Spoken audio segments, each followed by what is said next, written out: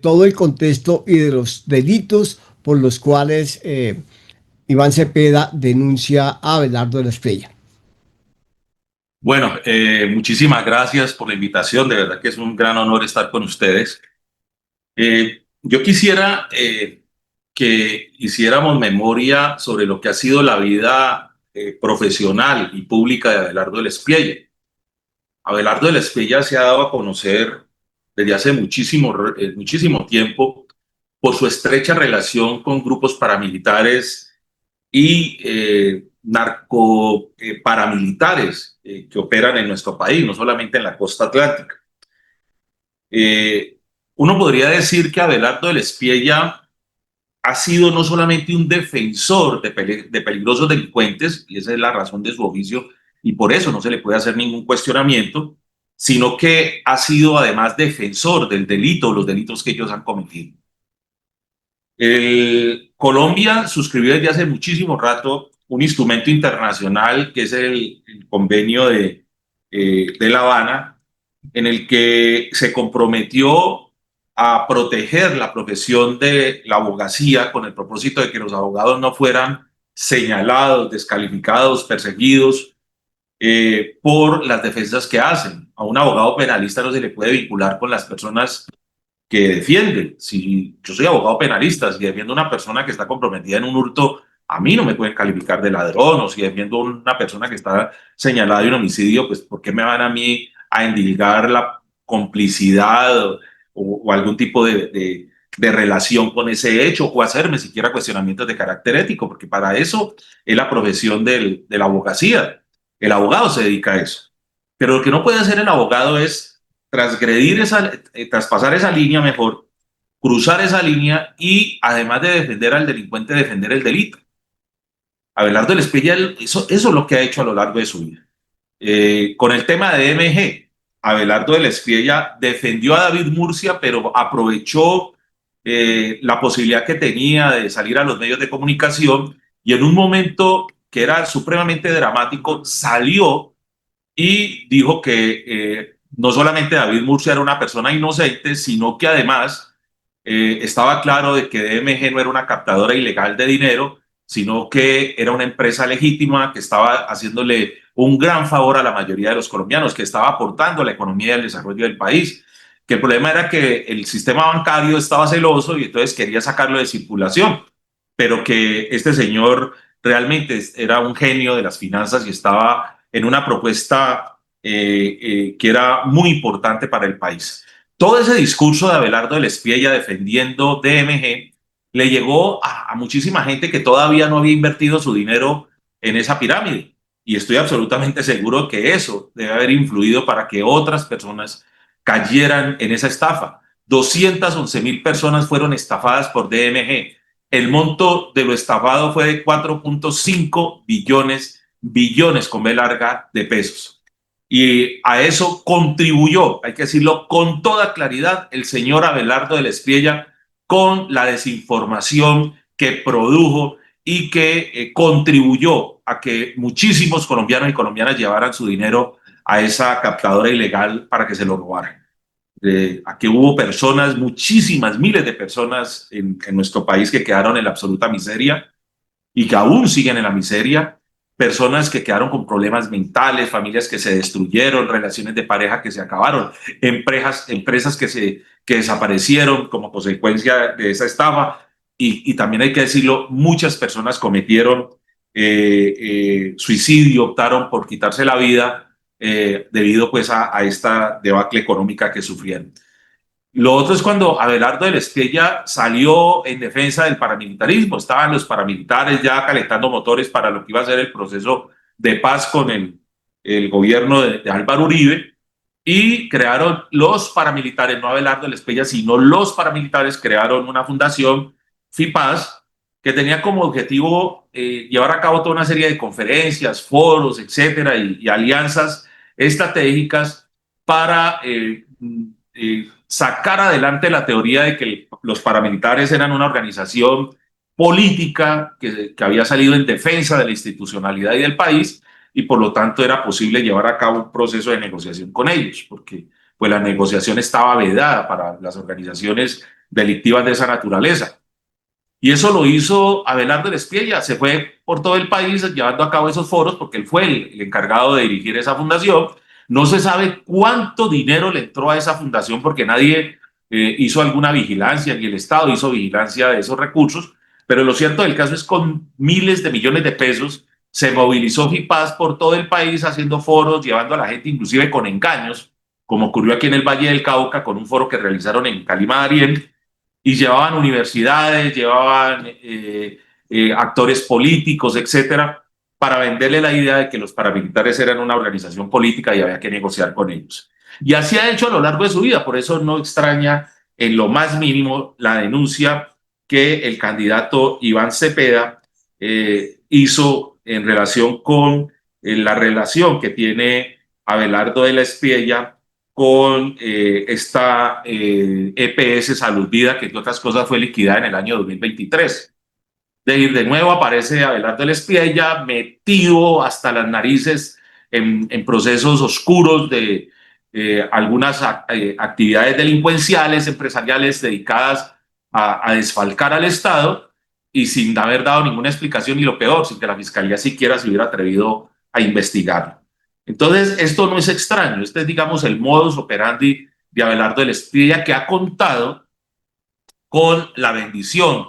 con el favor de la Fiscalía General de la Nación a lo largo pues, de estos años, y que no le ha abierto investigación, no le habría una investigación por el caso de MG, no le habría una investigación por el tema de su relación con estas organizaciones paramilitares cuando creó FIPAD, no le abrieron investigación por las irregularidades cometidas en esa EPS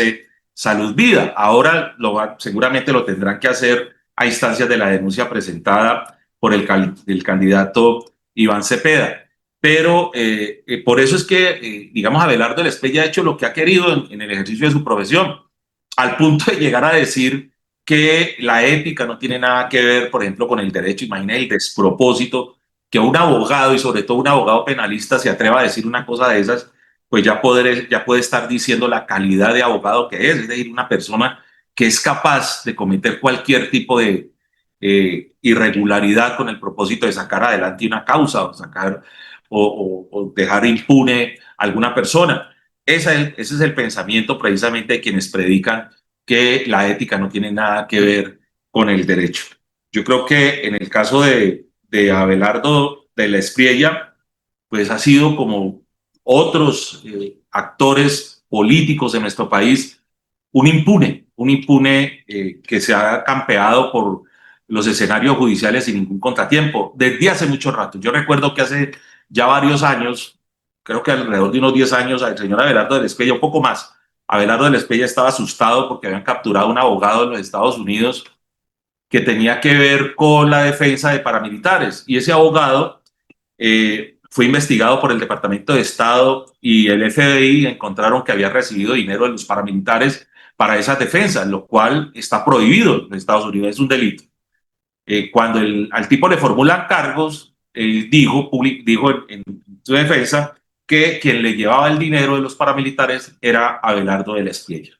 Extrañamente, el proceso que se ha abierto contra Abelardo de la Espriella en los Estados Unidos, por eso, no volvió a repuntar. Y en Colombia, que supuestamente habían compulsado las copias para que investigaran a Abelardo por esa situación, especialmente por el delito de lavado de activos, pues quedó en veremos. Y eso, ahora que recuerdo, fue durante la administración del fiscal Eduardo Montealegre Linet. Sería bueno que el doctor Montealegre nos contara cuál fue el proceso o la situación jurídica que tuvo Abelardo de la Espriella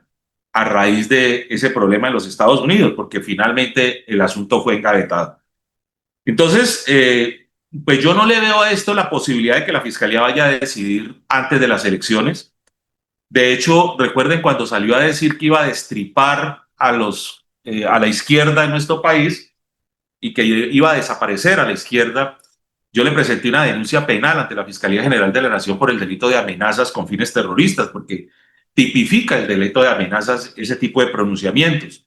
Eso fue asignado a una fiscal, la fiscal recogió los elementos materiales de prueba y en febrero, de acuerdo con la información que yo tengo, los investigadores de la Fiscalía ya tenían recaudado todos los elementos materiales de prueba y le entregaron el asunto a la fiscal para que tomara decisiones. Desde ese momento, el asunto está paralizado en la Fiscalía General de la Nación. Le hice un derecho de petición a la señora fiscal para que me dijera por qué esa investigación, estando ya surtida, no había avanzado. Pues que digan si no hay delito, archiven, veremos, haremos el debate ante los jueces de la República.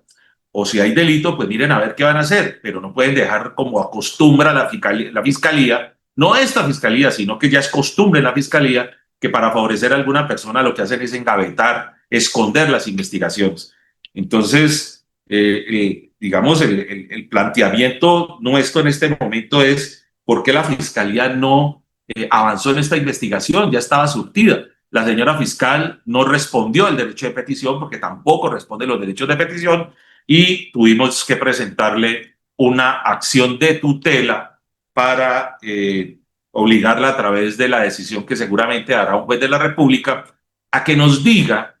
qué pasó con esa investigación, entre otras, porque esa hace parte de una serie de investigaciones relacionadas con hechos graves que nosotros presentamos y que la Fiscalía tiene paralizadas. O sea, es muy lamentable que eso haya ocurrido. Y finalmente quiero decir lo siguiente, mire, Iván Cepeda, con las denuncias que ha presentado, etcétera, nos ha demostrado que tiene suficiente claridad sobre el tema de cómo opera la corrupción en nuestro país. Es que la corrupción, y lo ha dicho Cepeda de manera atinada, no se expresa solamente en los hechos puntuales, en los casos puntuales, y el gran error, lo ha dicho también Cepeda, cosa con la que estoy de acuerdo, ha sido que la Fiscalía y los órganos de control lo que hacen es atacar o investigar el caso particular y concreto. Y no investigan la corrupción como lo que es un sistema de que hacen parte una serie de funcionarios e instituciones del Estado que utilizan inclusive la ley para protegerse, un sistema del que hacen parte los estructuradores de los proyectos en el Estado, en las alcaldías, en las gobernaciones, en los ministerios, un sistema que incluye a los funcionarios encargados de tomar decisiones, a los ordenadores del gasto, a los encargados de hacer el chequeo de documentación, un sistema que incluye desde luego a quienes toman la decisión de que se lleve a cabo la contratación, pero que además después cuentan con la participación de abogados, de contadores y de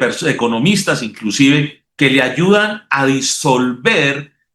o a esconder las fortunas a estas estructuras dedicadas a la corrupción. Y son los encargados entonces de coger ese dinero de la corrupción y lavarlo para ponerlo a circular en nuestro país. O sea, es una gran estructura, un gran andamiaje de corrupción